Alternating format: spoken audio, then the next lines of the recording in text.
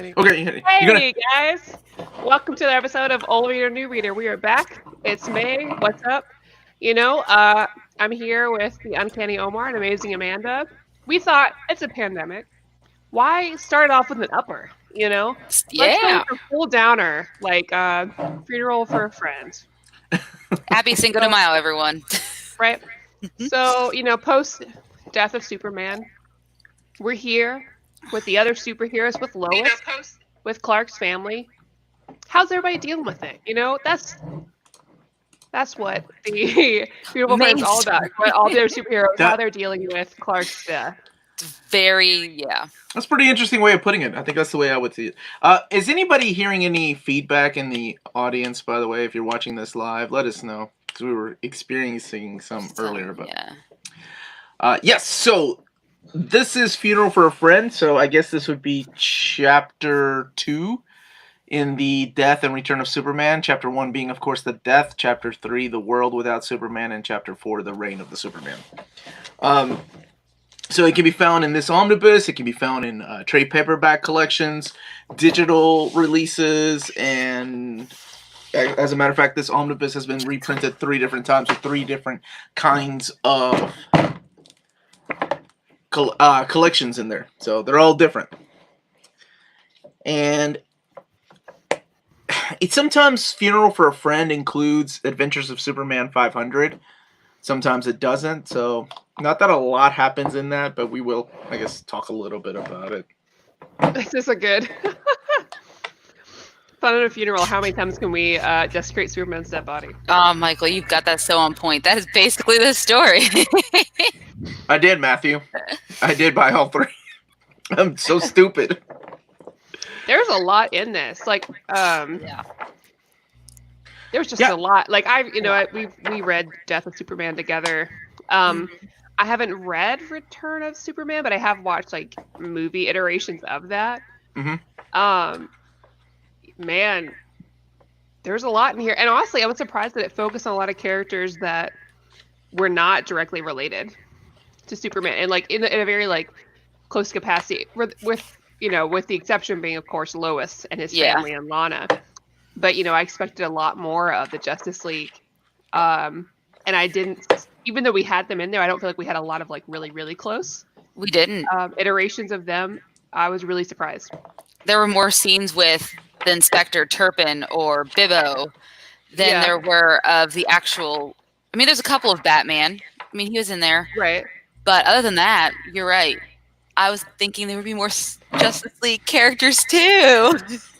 So we got a bit, and we got some boost. We got a lot of booster moments towards the beginning. But a lot of that was him, like, not only dealing with Superman, but also dealing with a potential death of Blue Beetle, right? So I was just really surprised by that. Yeah, me too. It was an interesting time for the Justice League as well, because I mean, it was Superman was probably the only recognizable kind of big league character. With the Justice they had League. a big switch up, right? Because I don't know much, but from what I can gather from the book, especially with like Green Arrow complaining about the new Justice League. Yeah, so this was kind of like when Dan Jurgens had taken over the run, like they had revamped the new, I guess the new league, including Maxima, who was like a Superman villain. So. By the way, last year, about 11 months ago, we reviewed The Death of Superman. And really cry. Really quick. I gave it a 7. Both Madddie and Amanda gave it an 8. So keep that in mind when we review this. I'm glad you looked it up because I didn't remember. I got you. It was like our year anniversary, too. It was a long episode. So this is written by the same... brain trust that did The Death of Superman. So it's Louis Simonson, Roger Stern, Dan Jurgens, and Jerry Ordway. Same artist, and each one was kind of doing their own thing. And Jack, if I were to recommend any of the Omnis, it would be the new one, purely for the 3-page spread. Totally worth the retail price of $150 for this 3-page spread right here. right there. First time ever reprinted like that, which is ridiculous. We've had multiple printings and it's never been reprinted like that. So everybody's dealing with Superman. Like Lois is mourning over the death of Superman and worried about Clark Kent, who she knows is Superman, but nobody else does. So they're like, "Hey, where's Clark?" And she's like, "Oh my God," which is a really good reaction, right? Like, oh yeah, with everything going on, I forgot nobody else knows that Clark is Superman. What am I gonna say? What am I gonna do? Oh, yeah, which is what made the connection between her and Clark's parents so impactful for both of them. Yes. Because they're like, well, for his parents, like, well, no one needs us. And they also can't mourn publicly for their son. And Nope. she can't either. So for them to get together, like, you could tell that meant so much to both parties. Yeah. And also, what a rip that his dad had to, like, die. We already got to the end. Yeah, that's right. Hey, this is spoiler territory. Yeah, it is, guys. So there's going to be... Okay, so let's talk really quickly because there's a lot that happens in this book, but the most important thing is how everybody deals with his death, right? Mm-hmm.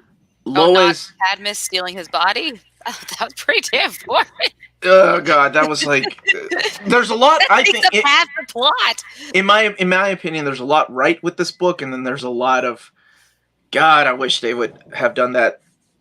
They was just trying to cram so much in there. The things that I love about this book are the way that the death is handled. Whether it's Lois, there's a few moments that make me tear up to this day. Where like Bibbo is like this character that was a sailor and won the lottery and ended up buying a bar, right? Like, and Superman's his friend. There's a scene where Bibbo's like praying at the end of a chapter. Out, yeah. And he's talking to God. He was like, "Why would you take him? Why don't you take an idiot like me?" Man. That scene, woo, that one gets me. Even as I read this when it was coming out, that one hit me. And then there's this beautiful scene where Martha and Jonathan Kent are talking about the death of their kid, and they're talking about it like, what happens now? Like we knew, it's not supposed to be this way, right? Nobody's supposed to bury their child, and then. They come to this conclusion that they're done. Like, what else is there left to do? We've raised somebody. Oh, depressing, right? Right. What's the point of living? No one needs. You go through the motions, right? Yeah. And then, like, they're crying, and they set all their emotions aside to console Lois. And I thought that was the most beautiful thing about this book was the way they reacted to putting everything aside. It's not like it's one of the most unselfish, and those are the kind of people that they are, right? Yeah. Like, this is the people that raised Superman, so of course they're wonderful human beings.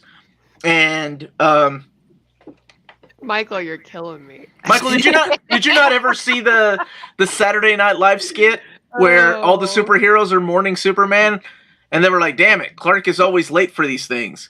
When's he gonna get here?" Anyway, it's an old Saturday Night Live skit around the time that they killed Superman. So. I think those two moments really, really nailed what the book was supposed to be about. And then everything else, there was a lot of fluff in there for me.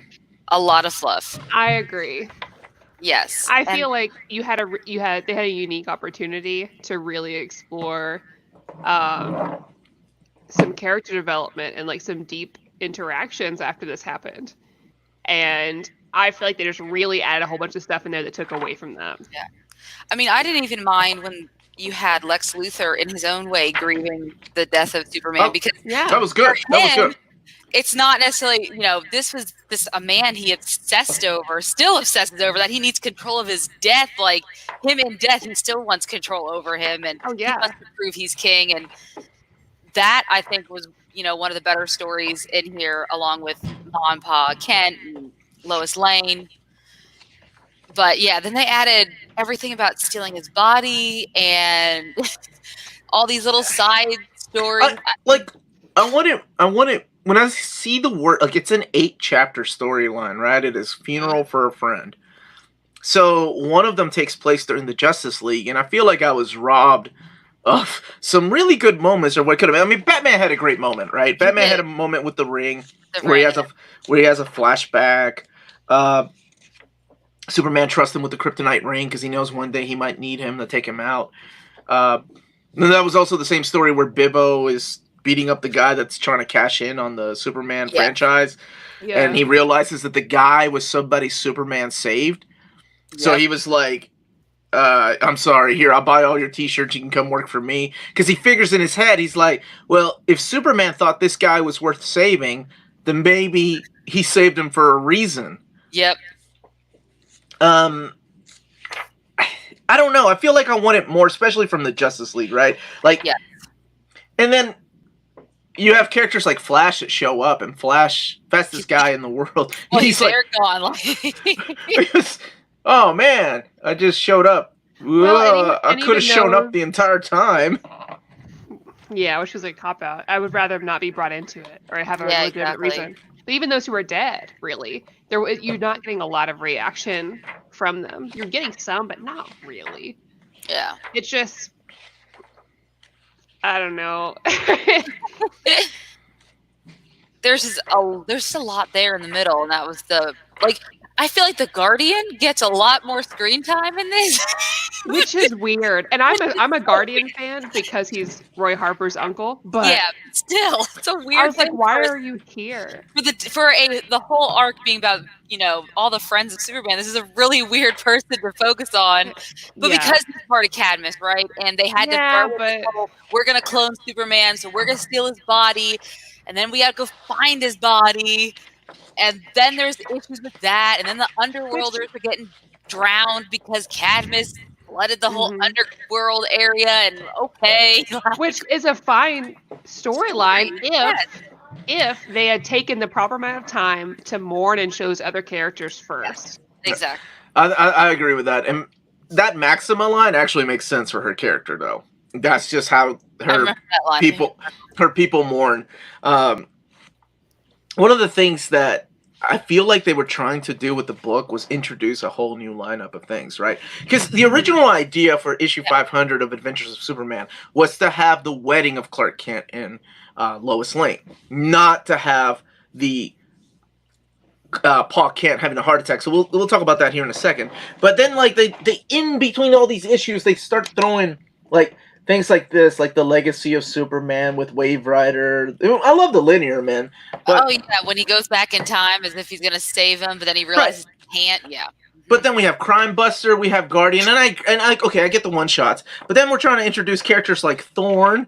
And I was like, do we really need Thorn to be introduced? Is that Poison Ivy? I remember looking at the cover thinking that was Poison Ivy. Nope. As a new reader, that made no sense to me, guys. I'm throwing it out there. As a new reader, that made no sense to me.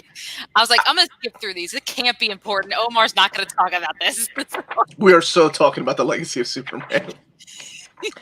And then Supergirl and Team Luthor. It's such a weird. I get it because in chronological order, you need to have it in here. I would be pissed off if they did not include this book in here. But as I'm reading about Paul Kent having a heart attack and flatlining, and like the last panel, the last thing I want to read is, "Oh, Team Luthor, hell yes!" Yes, it was weird juxtaposition of the two things. Oh, did you all notice that? Your girl Maggie was in there, though? Maggie Sawyer, captain of the Gotham Central Police Department. I did see that Captain Sawyer was in it. So her roots started here in Metropolis, and then during No Man's Land, she shifted over to Gotham. So she was here. I don't... I suddenly... Thank you, Omar. I suddenly just made that connection. Of what? That she was Captain Sawyer in Gotham. Wow, that Oh yeah, it's the same. It's the same character. I feel silly. No, don't. I mean, seriously, don't feel silly. I just know that because I've been reading comic books for a long time. No, I know. But now that I'm thinking, that's exactly her. Short blonde hair. Yep, that's her. She was created by John Byrne. So everything leads up to Adventures of Superman 500. And in Adventures of Superman 500 is the life and death story. It's Back from the Dead, ? This one here. And this is pretty much Pa Kent and Superman in the afterlife and how they're fighting demons. And how pretty much Pa Kent's having flashbacks of his war years. He's in hell. Is it Krypton hell? He's a Christian man. There's a beautiful moment in here between Martha and Lois about, well, maybe it's his time to go. And she's like, no, don't say that. It's not. You just lost your son. And at the very end, he's this imagery where they're both getting out of this place. Right? Mm-hmm. They're leaving this afterlife. And he comes back, right? Like, he wakes up, and Martha's like, oh my God, you're back. And he's like, yeah, we both are. And you're like, what? Superman? But then, his very Christ-like, right? His coffin is empty. He's not there anymore. It's not Cadmus this time. And then you get the four, you get Steel, who's looking for Doomsday. And then you get the Eradicator, last son of Krypton. Mm-hmm. And then we are introduced to the clone of Superman, which I'll just leave it at that in case you don't know who this is. Superboy. Yay. And last but not least, one of my favorite, most fucked up characters in the DC universe that I absolutely love, Cyborg Superman. Probably one of the best, villains later on. And that's pretty much the funeral for a friend. Like, that's pretty much it, I think. Yeah. Yeah. That's a good synopsis.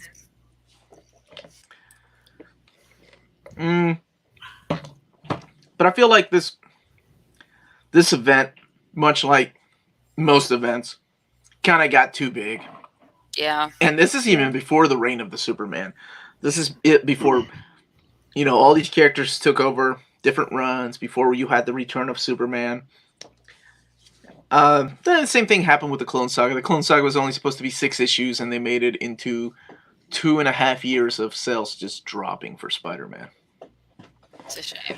But I mean, it was a gimmick that worked with the death of Superman, and from that moment on, DC started doing things like Nightfall, and then they did the Green Lantern, Emerald Twilight, Wonder Woman 100. Green Arrow dying, all these things just happening. Flash, what was it? Was it Born to Run? I can't remember what the storyline was called. But it all started with the death of Superman. And if you've read Infinite Crisis, there's a panel in there where they talk about how Superboy Prime had been kind of starting manipulating everything, and it all began with the return of Superman in this book. So it's interesting to note, though, that if you do pick up the first edition of this omnibus, all the Supergirl stuff is gone. There is no Supergirl in those editions. Because at the time, DC was pushing for their Supergirl, which is the Jeff Loeb and Michael Turner Supergirl that appeared in Batman and Superman. This is the Matrix Supergirl, who's not really Supergirl, but under Peter David, she kind of became our Supergirl. And that's that. That is Funeral for a Friend. In a nutshell. Yeah. It was. What did you all think of the artwork before we give it our rating? I thought it was fine. Yeah. Was there an artist change there are, because there was there was one part where we switched back to Lex Luthor, and he had obnoxiously long. Oh man, he had some flowing locks in this that I was like, this is like a L'Oreal. Yeah. Like, holy crap.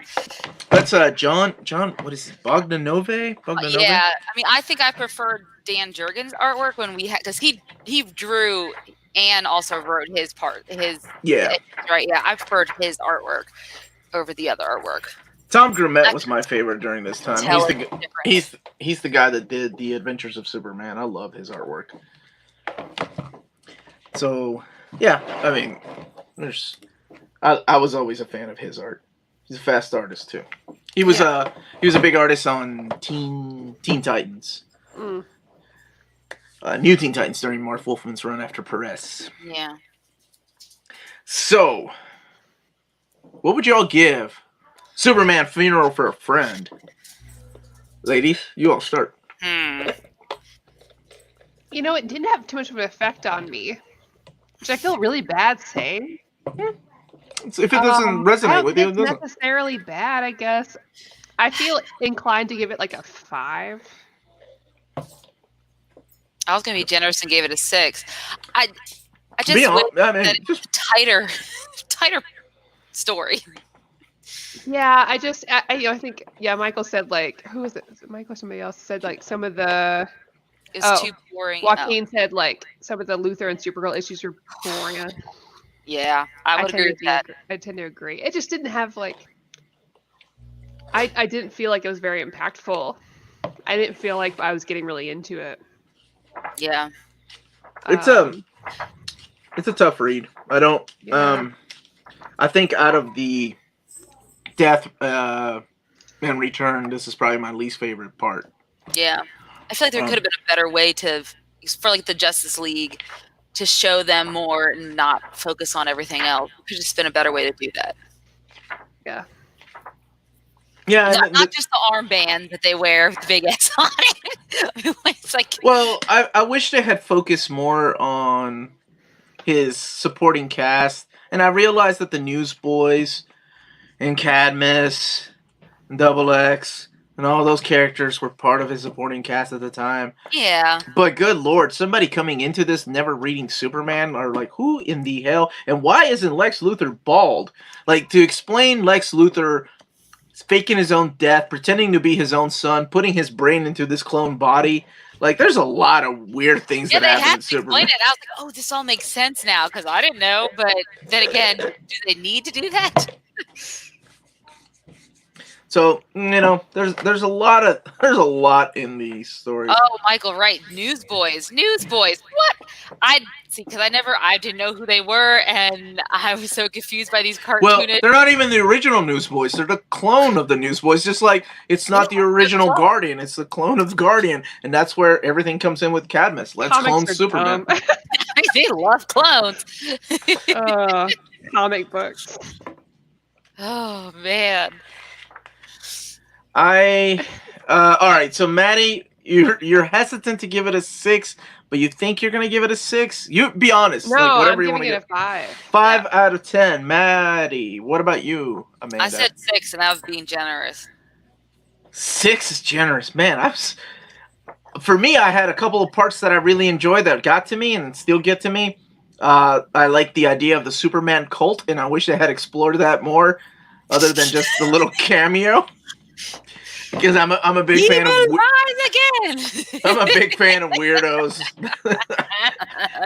You're gonna get a cult out of this. I think for me this gets a 5.5. It's probably the lowest point of the Death and Return of Superman, and I forget that because of the high points that I remember. I'm like, oh yeah, 5.5. Yeah. Art is solid. I was a big fan of the 4 artists in here. There's a lot of times I thought that, man. Well, I did like. There was a couple of scenes where Lois had some really great agency. Like she actually went in and fought her way into Cadmus. I appreciated that. For what's typically just the girlfriend part, I like that she had some role in that. But I don't know who picked this. Omar, I think, because. Oh yeah, it's part of like comic book history. Superman, so we figured why not? Let's do this. We did Death last year. I mean, there's certain things you have to read, whether. If you're into comic books, I'm in the complete mindset that there are certain stories you have to read. Otherwise, you got like, or you can hear about them from somebody else, talk about how great they are, but you can't really make up your own mind until you read them. Yeah, no, I agree. No, so do you think because the way you react to some of the scenes, how they get you emotional, and how Madddie and I are like, well, we didn't really feel much. Do you think that has to do with just your history of reading the Superman comics, or do you think it would have been better if we read both these back to back instead of waiting a whole year where we're still in the moment of his death? No, I don't think a difference. I really don't think it would have made a difference reading it as soon as it was over. Yeah. Just because it's somebody dead. Like, it doesn't matter. Yeah, he died in a really cool, heroic way, but it's still the death of a character, and this is how they deal with it. Yeah. That's the important thing. Yeah. That one was pretty rough. Reign's a lot better. Yeah. Can't wait to read that one. You're gonna wait a year. It's fine. So next week, spinning. Yes. Yeah. And my copy will be here Thursday. So it's not a huge. I need to check on mine. Mine is coming in on Thursday as well. It's a quick read. Oh, good. That's what I figured it was. I read it. I remember I read it like in the morning at a Starbucks. Awesome. And then I got emotional and tweeted Tilly Walden about it. So I was like, what did she say? Did thank she you. I remember. But then I'll get a jump start on some Annihilation. Did she say thank you? I was heavily inspired by the Dark Phoenix saga and Funeral for a Friend. She did not. This is her actual life. So, unlike some of her other books, this is like an actual memoir. And it's about a ballet. Good book, finally. What the? Freddie! Man, this better be good, Freddie. Raz, this is the first Walden book on Old Reader, New Reader. I thought y'all did one. Y'all did one when I was in Florida. Oh, that makes sense. Yeah, I think we did review. That makes sense. Man. You waited till I left. What's it? Freddie knows what I'm talking about. The other book that's popular by her. I've had some wine. Doing my best. I can't even help you there. On a sunbeam. Yes, we did. It's probably me and Kristen and Tina. That sounds about right. Yeah, I think that's right. They waited until I left. I would have read it. I'm willing to read anything. I have put you two through some ups and downs in this. Like on Dark this. Phoenix. Like, okay, really? We're gonna mention that again? No, I'm talking. Oh, by the way, I did watch our episode because I was trying to see what we reviewed last year. Well, we gave the score, right? And it was funny because it was like our year anniversary, and I'm like, what are some of your favorite books that you found through this, and what are some of your least favorite? Neither one of you mentioned the Dark Phoenix, by the way. Amanda said Crisis on Infinite Earths, and you said Kree Skrull War. So that is both of your least favorite. Amanda was like, I had to take a break from the show for 2 weeks. That's how much I hated Crisis on Infinite Earths. Yes, Dark Phoenix for the win, baby. And it's not the worst. I guess. We probably didn't say it because we don't want to hurt your feelings. Oh my God, really? Probably, yeah. I am angrily sucking on this straw.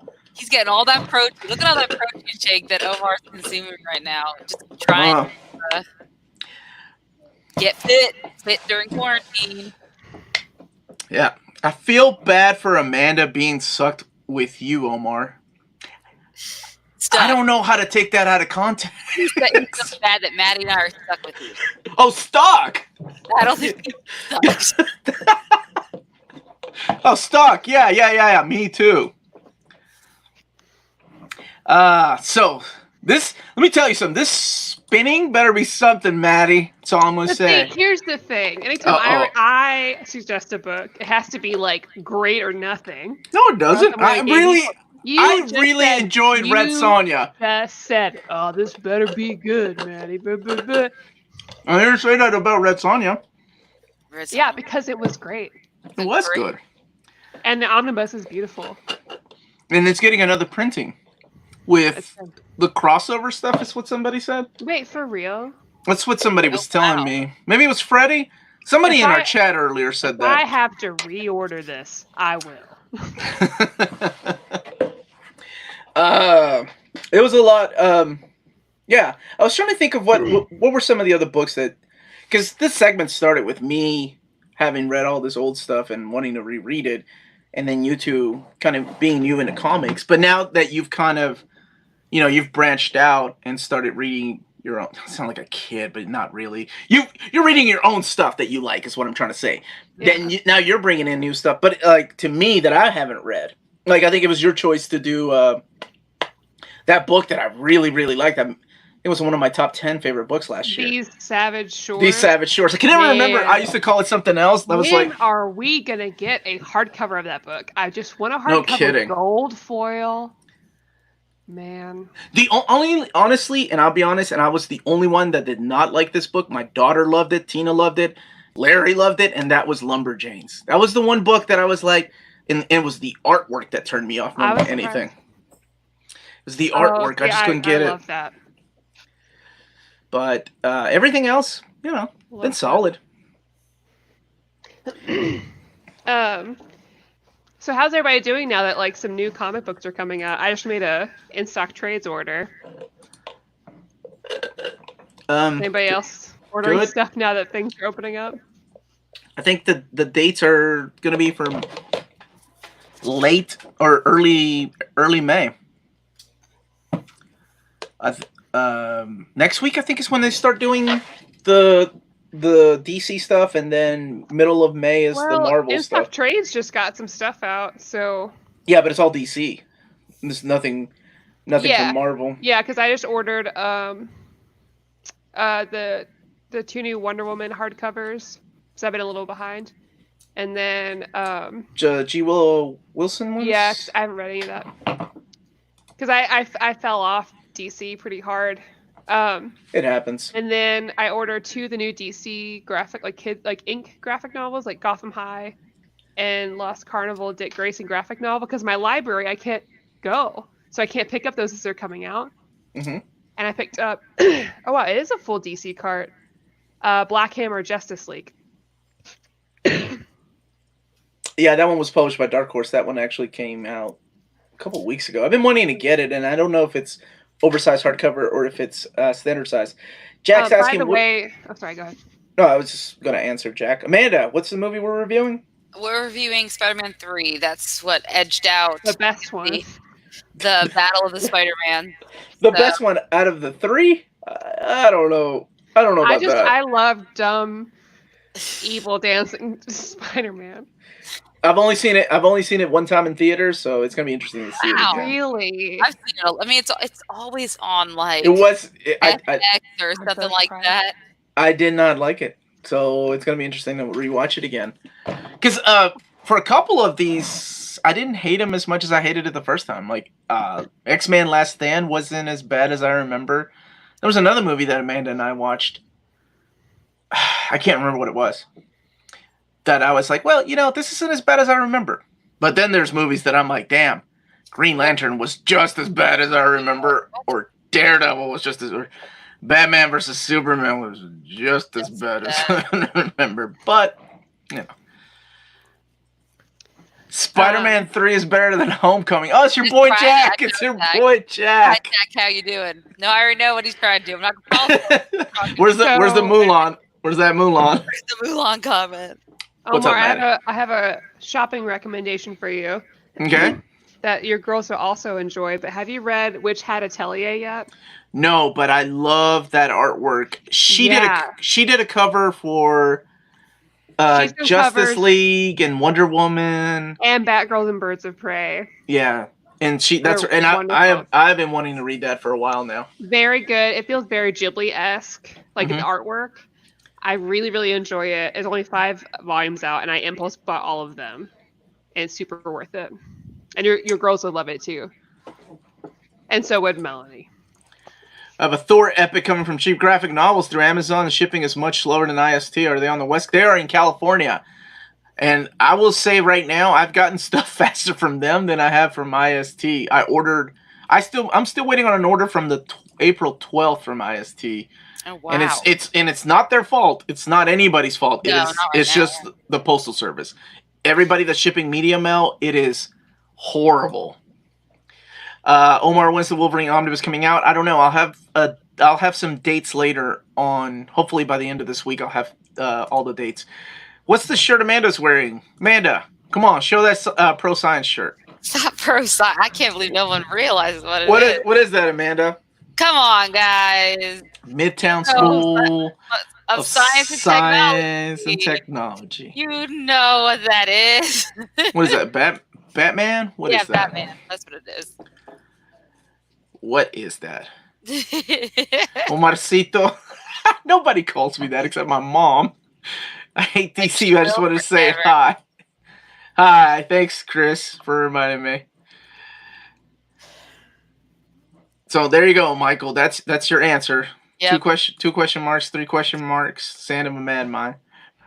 Sign of a madman. I got Absolute Day Trooper from Cheap Graphic Novels very quickly. Where are you located? Larry, you're probably in Cali, aren't you? I want to say he's in California.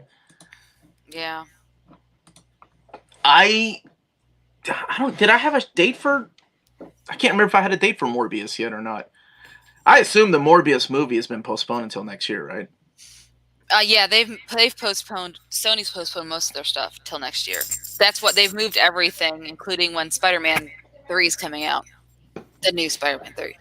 I was talking to my friend. I was catching up with a really good friend of mine last night. He works at DreamWorks Animation, and they are on work from home for the rest of the year. Like, it's not like they have this May. It's not June. The guy that I can't remember, whatever his name is, he was like, "Nope, everybody stay home until December." That's that. I was like, "Oh God." They have all the. I think we'll see a lot of that. What's that? They have the tools to work from home. I'm assuming. Yeah. Well, he's he's a storyboard artist. So, okay, I'm sure everything has Zoom meetings and stuff. Hayden, so I was just checking because I saw that you messaged me about it earlier. Because I thought I'd pre-ordered it and I checked and I haven't. So it's still okay. Prices here. I didn't think it had reached you guys yet, but since it's in high demand for you guys, I'm gonna go ahead and order it just in case. This book that I'm not gonna read for maybe like 2 years. FOMO.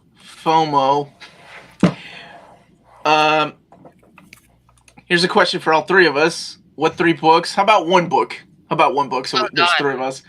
One book from DC, Marvel, and Independent. Everyone needs to read at least once. That's. I don't know. I mean, I would say. What were some of your favorite reads from Marvel and DC on this on this segment, Amanda? Or anything you've read? It's a good question. I mean, but what I think everyone needs to read is probably not the same thing. Doesn't matter. They're asking you. That's a hard question. I know. DC, I would say Wonder Woman by Rucka. Marvel, I'll say Unstoppable Wasp. And Independent, I'll say Kiss Number 8, because I feel like those are ones that you're not going to hear about all the time. And I think that are worth reading. Okay. Since Madddie got to pick a whole run, I'm going to say X-Men by Chris Claremont, all 17 years. Jeff Johns' JSA at DC, or James Robinson Starman. Damn it, which one? JSA. And as far as independent books, there's a lot. I don't know. I guess it all depends on what you consider independent. Yes, I guess self-published, but most Image books are self-published. Lake of Fire. Amanda and I reviewed that last year. That was a great, yes. It was an awesome fucking book. That. I love that book. It was good. I would say everyone should just read Hick Vengers once just so they can read it to say they made it through. No. But Hick Vengers was a lot better than the Kree Skrull War, though, man. Well, it doesn't mean I like it. I also like Hickman's Fantastic Four. I think that would be a good read for anyone. I think everyone should read that. That's a good choice. I like Hickman's FF. That's a good, solid read. Omar, why is here? Hold on. Why Batman Year One? People should probably read that. Yeah, that's a good one. You have an independent one? Did you like Rachel Rising? Well, Rachel Rising, I'd say would probably be mine. So good. Yeah. I remember. Everyone should read Rachel Rising because it's just like watching a TV show. It really is. Omar, why is Green Lantern 1990 run from 1 to 47 and 66 up to Jeff Johns so poorly collected? It's a 2-part answer. Number 1, Gerard Jones is the main writer on that series from 1 through 40 something. You can Google what he did and why he's in prison. Afterwards, because DC hates me and hates Kyle Rayner, I don't know. Dan Didio never liked Kyle Rayner, so anytime they ever tried to collect this run, he would cut the project short. So that's why. Like, Volume 3 got canceled. It was already solicited, already pre-ordered, and canceled. So that's what's going on. We could extend one definitive book to other publishers like Dark Horse, IDW, Humanoids. Yeah, I mean, there's a lot of books out there, man. I think everybody has their top 10. I don't know, maybe next month I'll ask you both the same question I asked you 2 years or a year ago. Like what books you've enjoyed in the last year that we've read on That's this. just so difficult. Kitty cats. Someone asked earlier in the chat what 2 tips you have for newcomers, I guess, to like. Oh, okay. From Jordan? Yes, my collecting tip is to watch Near Mint Condition. Honestly, I think you know, for me, it's all about finding which characters you connect with. Ow! Oh my God! I'm gonna yeet you off camera again. And then just starting with them, because as you read those characters' runs, you're gonna be introduced to other characters that you want to read, because inevitably there's gonna be some crossover. I think just collect right now. Focus on what you like. Yeah. And you'll end up discovering books as you go, or focus on a writer you like or an artist. I would agree with that, because I was thinking I love Doctor Strange. So after the Aaron run, I started on the Donny Cates run, and there's a lot of Moon Knight in it, and that's where I'm like, I need to read Moon Knight because I love him in this book. So yeah, that's a good way. I get a lot of questions, and it's really cool. Like my family did a video last year on like comic books for kids, and after that video went up, I had a few questions like direct messaging me, like, what do you recommend for a 10-year-old? Hey, my son really wants to get into comics, and I always answer back the same way. I'm like, what do they like? Like, or this lady was trying to get her daughter into comic books, and she's like, she loves the MCU. So I asked her, like, who are her favorite characters in the MCU, and then we can go from there. It's a lot easier to tell people, like, what you suggest to read when you find out the things that they like. Oh, yeah, because right? It really just depends. And it depends on, like, where they are, like, with their maturity, too. Because I read a whole bunch of stuff that was technically for older readers at that age, but that suited where I was. Yeah. Thank you so much, The 10-Cent Story. I've erased books off my want list and actually added many books to my list because of this channel. And for the longest time, I wanted to stay away from reviews on the channel because I always have a fear that, like, oh man, somebody's going to check this book out that I highly recommend and they're going to fucking hate it. And they're going to blame me. They're going to be like, I am never reading an Aquaman story, Omar, or I'm never reading a Flash story. But honestly, that's probably going to happen. Like when I do my top 10 books that I enjoy, like tomorrow is going to be the IDW stuff. My list is going to be a lot different than everybody else's list or other people's list. But then there's going to be books in there that everybody praises. Like our Gotham Central videos that we put out. Like, okay, so there's two. I'm really happy that it's out of print now, but I'm also sad for the people that can't get it. Right? It's really cool that after we did an overview and after we did reviews of the book, that the book went out of print. Like, people were like, oh, okay, I'm going to check it out. But it's really highly praised. It's an amazing book. And yeah, I'm hoping that it's just out of stock, but nothing is really sure right now because Diamond doesn't know, isn't updating anything. Yeah. The only thing I blame you is for making my wallet thinner. You're welcome. Apparently, also met Matthew thinner because he can't afford food. So Matthew, look at the best weight loss plan ever. I saw your comment earlier about drawing Psylocke, my dude. Which Psylocke, out of curiosity? Which version? We need an old reader, new reader of the Phantom of the Opera musical. I will do a reviews in a flash just for you, Hayden. There's a comic coming out of Phantom of the Opera. Yeah. What? Of the musical? I didn't know that. I want to read it. There's already art out and everything for it. Musical around this time last year in May. I've seen it like 3 times live. I love Phantom of the Opera. That is my all-time favorite musical. So I'm gonna have to buy that comic. I don't like the movie, but Gerard Butler would agree. I love the movie. I wanted to love Gerard Butler, but I mean, I listen to the music. My daughter accepts. I listen to the music. Is it his voice singing? Is he singing in the movie? You can tell because he cracks a lot, and they do it to auto-tune, like when he goes on his high note in Music of the Night. Yo, Omi, my homie. By the way, that's so cool, man. Like, I haven't been called Omarcito by anybody other than my mother, and I haven't been called Omi, my homie, since my friend Rashmi in 8th grade. So, wow. My thoughts on Jonah Hex. DC was supposed to be sending me a copy. I don't know if they still are or not. I don't know if it's standard hardcover. I don't even know if it's oversized hardcover. I don't, because that was the one that was supposed to be the omnibus, and they slimmed it down to whatever they're gonna send me. So as soon as I get it, I'll put a video up, man. Yeah. So yes, the Gotham Central trades are in print. Jonah Hex. Yeah.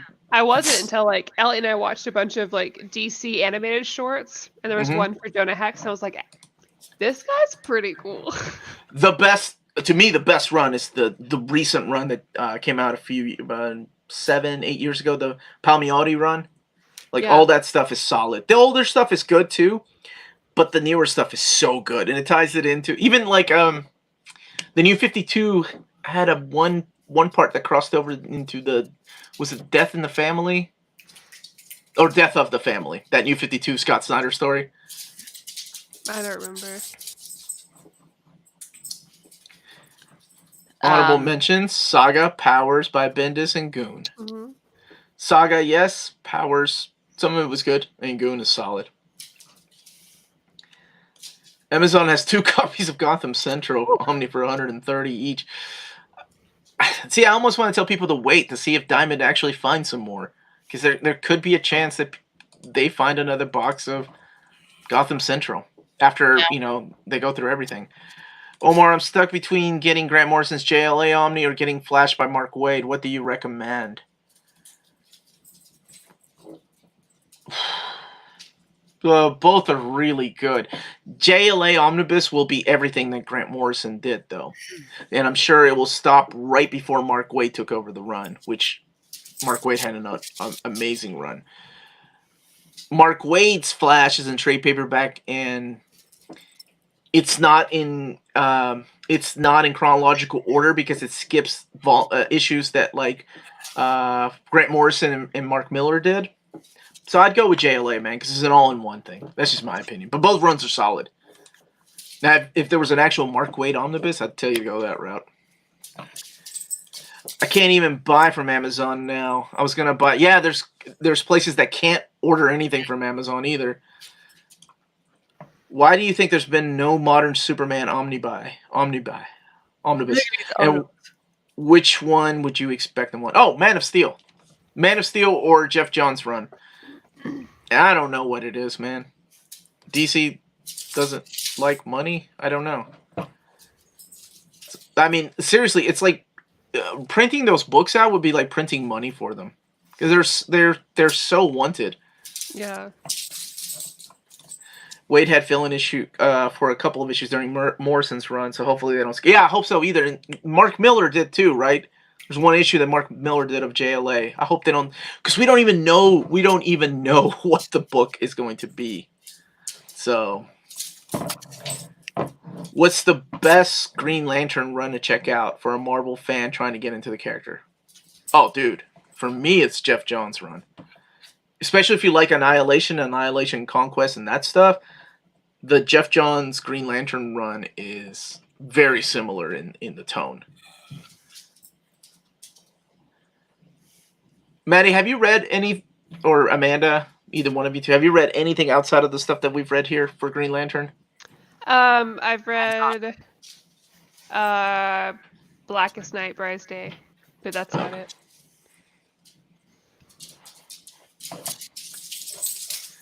Omar's putting it down. What am I doing? You gotta write down. I need to put some Green Lantern on our schedule. Well, yeah, that's what I want to know what you all want to read, right? Like anything you all want. I know Amanda likes Batman, so I was gonna say maybe next month we can do Batman Hush. I think it's time we do that anyway. Yeah, I would say so. That's a very popular Batman book, and it's got gorgeous artwork by Jim Lee. What did you already put the poll up for the Patreon? Because aren't we doing that before Annihilation this month? Because how big Annihilation is. So don't we need to know that soon? Yes. That went up on Monday. Okay. What's today? Tuesday. Yeah, so that'll be up for such a long time. It'll be up for a week, and I think it's between Civil War and Identity Crisis. So it's up to, and it was funny because it was Civil War. Yeah, it was 50-50. And I went with books that I don't like that everybody else seems to like. That's why I chose both of those. But it was split 50-50 when last we looked. I guess I'd rather read Identity Crisis because Justin, I do want to read that Green Lantern and Green Arrow team up. The Neil Adams stuff, Dennis O'Neil. Mm-hmm. That's been on my wish list for a while. It's a classic run and one that's still not been erased by any of the Crisis. It's weird, right? Because when we read Green Arrow, he remembered that. Mm-hmm. Like that was the last thing he remembered was him and Hal going on a road trip. The Mike Grell run of Green Arrow is solid too. Is that the one you were talking about, or were you talking about I assume you were talking about that one, not the Chuck Dixon Young Green Arrow. Madddie, what do you think of Roy Harper's drug use? Yeah, he's asked that. I'm glad that's part of his character, because I think there's a lot of depth to him. Because part of the reason why he is able to recover from that is teamwork. That's his whole character, really. Is that if he doesn't have a team, if he doesn't have a crew to be with, then he tends to fall back into addiction. And I think that's very interesting. Mm-hmm. And I just miss him so much. Is he still dead? Yes, he's still dead. He'll be back. It's been 2 years. Quit it. Wolverine was gone Tom for King. 4 years. Yeah, but Tom King ruined everything. And if it wasn't for the Benson sisters, Homeboy wouldn't even had a funeral. Okay? Because DC didn't even bother to tell them. Madddie, all the characters that died in that didn't get a funeral. No, I think he's the only one that got a funeral. How do you think I feel about my boy Wally? What happened there? What he did with Wally. Exactly. It's bullshit. But I haven't read Flash Forward yet, though. Well, apparently that fixes everything. Roy Harper shows up. He dies in that one, too. Alternate universe, Roy Harper dies again. Thanks a lot, DC. What the fuck? Bullshit. Do y'all care for the DC animated movies? They are so I've good. seen a couple of them when I had DC Universe. We have the full collection at home, and oh wow, it's very good. They're hit and miss. I like a lot of them, and then there are some The Killing Joke that I watched that one. I had high praises for and was pretty bad. The Hush one wasn't that great either. I like the Death of Superman. I like the Death of Superman. Overall, I'd say about 75% are pretty good, especially in comparison to other DC properties that are either live action or animated. There's some very good ones. Compared to the live action stuff, I think I would. Yeah, I will argue that there's not enough Wonder Woman movies, and that still upsets me. There isn't. There's a ton of Batman. Yes, there's a ton of everybody else. All the other guys. It's weird how they're doing Batman, because Batman's not even a movie. It's an animated series, because it continues. The story of Red Hood and the story of Damian, all that stuff was a continuing story. Those. Yeah, I like those. Well, and all of the other members of the Justice League, everyone has so many movies to themselves. Batman and Superman, I'm so tired of them, and I love them. Aquaman has one too, doesn't he? Yeah, but Wonder Woman has I think maybe she had a new one come out, but just now. It took that long, and after that we've had another Batman versus this, Superman versus this. The JLA versus the Teen Titans. Let's keep going, guys. And those are all good, and I enjoy them, but I'm going through an order of my big collection. I'm oh, great, again, it's the same person. Come on. Yeah, they are better though than the live action stuff. Even their animated series, for the most. Their Teen Titans that obviously was on the Cartoon Network for a while. Not the new Teen Titans Go, but the other one that was fantastic. I love that. I still go back and watch episodes of that. I love Young Justice. Ugh. Yeah, Young Justice was solid. I love Batman animated, Justice League, and Justice League Unlimited, Superman. All those are good. There's a lot of people in here that that 2019 Wonder Woman animated movie wasn't good. You're right. It was very disappointing. Isn't that the one that was based on Earth 1? I haven't seen it. I just know that it was supposed to have been based on Earth 1. I'm not sure. I thought so. It wasn't very good, though. I remember being very excited. but. Do you guys like the Titans live action show? No. Sorry. We tried. I want to. We tried. These two ladies tried a lot more than I did. I think they made it further than me. I was episode 5 and I was done. Donna Troy is in it. My girl, my love. She's in it. She even mentions Roy Harper. She gets a text. But it's still bad. But yeah, Matthew, I agree. The Harley Quinn animated show, 10 out of 10. Absolutely fantastic. I've been trying to tell everyone to watch it. It's so good. It's so good. It has no right. It has no right to be that good. I've only seen episode 1, so I can't judge it. And it was good. It was fun. I'm really excited for Stargirl, though. Which will Stargirl looks really good. The final DC, I guess, app. And then it will go on over to the HBO, Matt. Well, it's going to be on CW. What? Yeah. Mm-hmm. After it airs, or? No, I mean as it goes, because I keep up with the CW DC shows, and they've already been advertising for Stargirl, so Stargirl's going to be on CW, and they're already relating it to the rest of the CW shows. Oh wow, okay. It'll still probably end up on HBO Max when it comes on out May 27th. Yeah, I'm excited for that one. For the show or just HBO Max in general? I'm excited. I'm excited for Stargirl. HBO Max feels like a weird mashup of all these things that don't really belong. Like it's a bunch of leftover things. I get it. I realize how much Warner Brothers owns. Yeah, and it's so weird. Now it's pretty cool what they plan on doing with these TV shows. J.J. Abrams is gonna do 3 shows, whatever. I guess we'll see. We'll see how those all play out. I mean, if they can't film anything, they can't. I honestly can't believe Shanda Sook.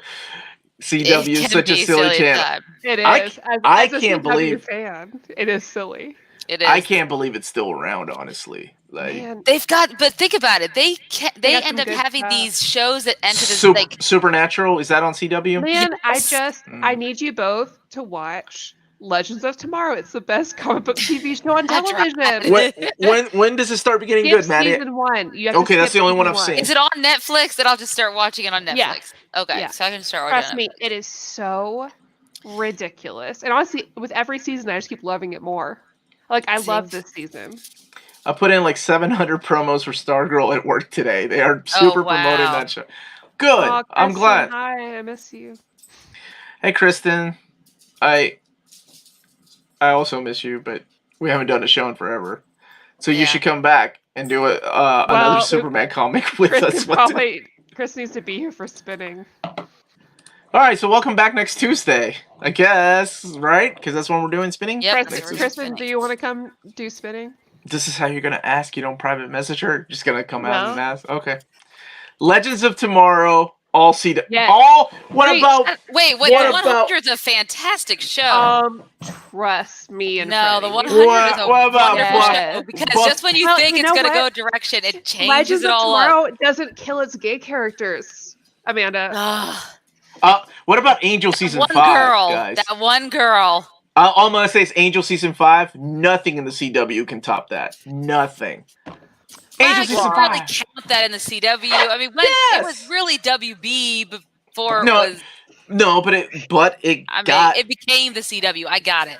No, well, I mean, it wasn't good until Season 5. It was okay. Michael, see, all the more reason for you to watch Legends of Tomorrow because the same Constantine is there. Yes, he is. And he's very good.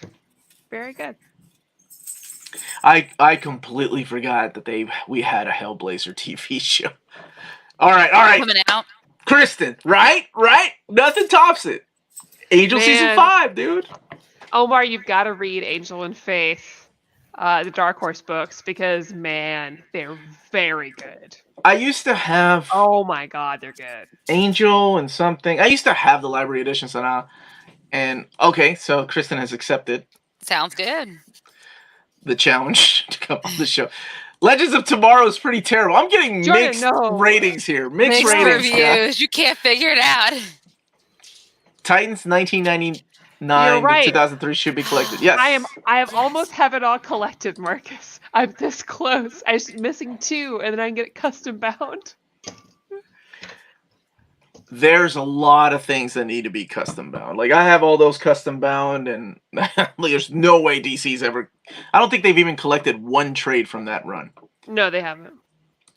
Hellblazer was surprisingly good to be on NBC, but it should have been on HBO. Yeah, because Hellblazer himself should have been. Like, what? Well, I would really like to see, and this is something that like Lee and I talk about a lot, is how we'd really like to see a really good Justice League Dark show or movie. I know that like DC's talking about it, but I think there's a lot you can do with Justice League Dark.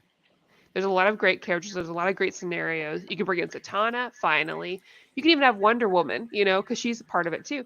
Swamp Thing, Justice League Dark is so good, deserves like the real live action treatment. Because the animated versions have been great too. I heard the new one's really good. I wonder if they'll... Apparently, Constantine used to date King Shark. That's all I know about the new movie. Whoa. I think that's great. That's awesome. We all love drunk Amanda. I only had one glass tonight. So. Are you still drinking one? I thought you were drinking your little no, I sangrias. Yeah, now I'm drinking Woodchuck. Oh, well, carry on. Okay. Yeah. Oh, I like the Justice League Dark movie, the animated one. I like the series, and I thought. Yeah. But here's the thing, and I don't like. I mentioned this on my overview of Hellblazer. Like, Constantine hasn't been Constantine to me since he stepped out of the Vertigo universe. Like, whenever they made him go into the regular DC universe, that's when he just stopped being...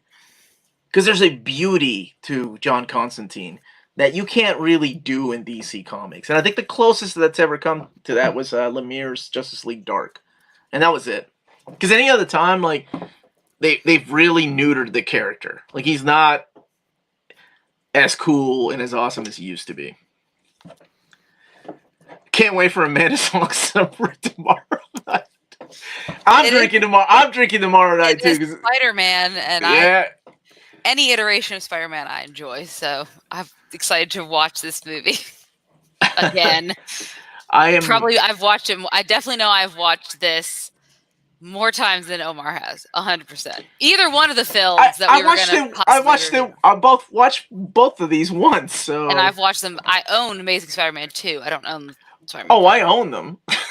I'm just an idiot that way. But I don't. Whatever. Is it a drunk movie stream tomorrow? I hope so, because that's the only way I can get through it. Hayden, we're doing Spider-Man 3 from the Raimi trilogy. He asked what movie we're doing. Oh yeah, that was what was chosen. That's what was chosen after a very long, heated vote off between two. It's interesting Spider-Man films. I find it interesting to read the chat too as I put the poll up, and I don't comment. I just let people comment, and there are fights that happen, and people are like, you know what? I'm gonna walk away. I'm gonna be the bigger person. That's right. Because they're like people. I didn't realize people felt so passionately about these movies. Like, I feel very passionate. Batman versus Superman. Oh man, that was heated, guys. People really. I didn't realize how many people liked it. We're gonna do the theatrical cut only because we're looking at the original. That I didn't even know there was another cut of that. I didn't know there was another cut, to be honest. But we usually try to, unless it was where Omar could only find me a copy of the director's. I don't know. I mean, that's what he has. My bad. That's all I had. Yeah. Justin asked, what was the reason for Swamp Thing getting canceled after the first episode? The show was great. I think it was a lot of behind-the-scenes drama. I know, I can't think of the actress's name. The blonde-haired actress who's an older lady. She made some comments about the drama. Basically, I think what it boils down to is there is just... what we say creative differences. There were just some issues behind the scenes. And so that's why even before they aired that first episode, it was already canceled. That was such a stupid move. It was such a stupid move because it turned out to be I watched one episode and that was it. I couldn't watch the rest just because it broke my heart. But Doom Patrol's solid. And I hope that comes back. Doom Patrol was my favorite TV show last year. Hey guys, question, unrelated. Okay. Is it a good idea or a bad idea for me to impulse buy the Mummy the Ultimate Collection on Blu-ray? How much is it? And does it include the Scorpion King 1 and 2? Yeah, it's five. It's five. Oh shoot! Might as well get it all. It's $22. Do oh it. my god, that's such a good deal. Maddie, it's a. Leave the first two alone because I I've like really the first been in two. the mood to watch the Mummy. Oh, Brendan Fraser never disappoints. That was my daughter's introduction to horror movies. Like, Really? that's how I got her hooked into horror movies, because the Mummy's a perfect like stepping stone. It's funny and it has a few jump scares.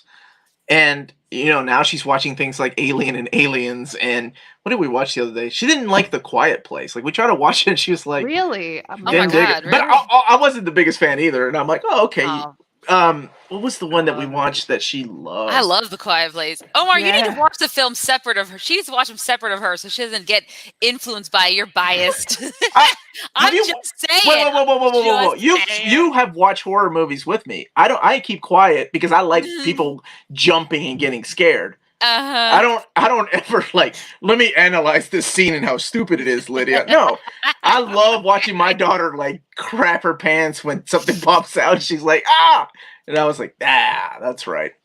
No, she didn't like that, and there was another one that I was heartbroken she didn't like. Pumpkinhead, maybe? And I love Pumpkinhead. She was like, that wasn't that good. Kids these days. I've been watching a scary movie every Friday night since quarantine started. Yeah? With a couple of friends. It's been so fun. It's, what did I watch? The last one I watched was, not Hereditary. The same guy that did that. Oh, you're talking about Midsommar? Yeah, that was... Man, it's been really funny. Since quarantine started, I've seen so many girls posting about how much they love Midsommar. Really? Yeah, people just rewatching, like, yeah, I just really into it. It's almost calming for a lot of people. It's therapeutic for a lot of girls to watch. Interesting. I like the cinematography much like I liked Hereditary, but I didn't really care for the movie. And my girl Florence Pugh's in it though, so that's his favorite. Yeah, she always kills it. I don't watch horror movies, guys, so I can't even. No, watching a horror movie with Amanda. In regular movies, which my husband loves. There's nothing that my husband loves more than to watch a movie with Amanda. Because he's like, I don't watch the movie, I just watch Amanda to see how she's going to be so surprised. No matter what happens. It's like, no, he's not. Amanda Elliott loves it so much. She's just like, wow. Because he doesn't experience movies as strongly as you and I do. But yes, you were such a visceral reaction person. I do have very yes. My favorite reactions of hers are watching horror movies, and she gets so angry with me, like I made the damn movie. And she's like, "Why would you make me watch this? Are they gonna kill her?" Oh, and I'm like, I don't. And I started crying at the first scene. My wife smacked me, and I think I was like, I started crying, and his wife and my cousin Tommy were sitting between me, like, it's okay, Amanda. I just got really emotional over Georgie getting pulled under into the. Now I can watch it. I'm fine, but that first scene really got me. My wedding did get postponed, but we technically got married ahead of time because it was going to be out of state. It just so happened that COVID happened right after that, so everything else got canceled. But we are married. We did it while watching a reality TV show, and a friend came over and married us. We had her get ordained online that day. So that is really cool. I am a married woman, but I will keep my name. You're still gonna be Wonder Maddie? Yeah. Okay, good deal. Mm-hmm. Very good. So we've talked about CW shows. We've talked about scary movies. We've talked about how Amanda watches movies. Tommy told me the other day that he believes that movies were made for people like me because of my reaction. We're watching Schitt's Creek right now, and I get really teared up. I get really excited. Listen, I feel you. It's a really good show, though. I am just crying all the time, and Elliot thinks it's the best because, even when I watched the Parks and Rec reunion, oh, that was beautiful. I just cried because I was so happy to see them. Yes. Elliot's like. Even Chris Pratt came back. And sometimes when they get really famous, they don't return. So I was just so happy to see that. It made me happy. I don't understand people that don't cry at movies. I don't trust anybody that doesn't cry at movies. I like to cry all the time. And let me tell you something about my brother. He cries. He just walks away. Like, you can't watch The Fox and the Hound with him.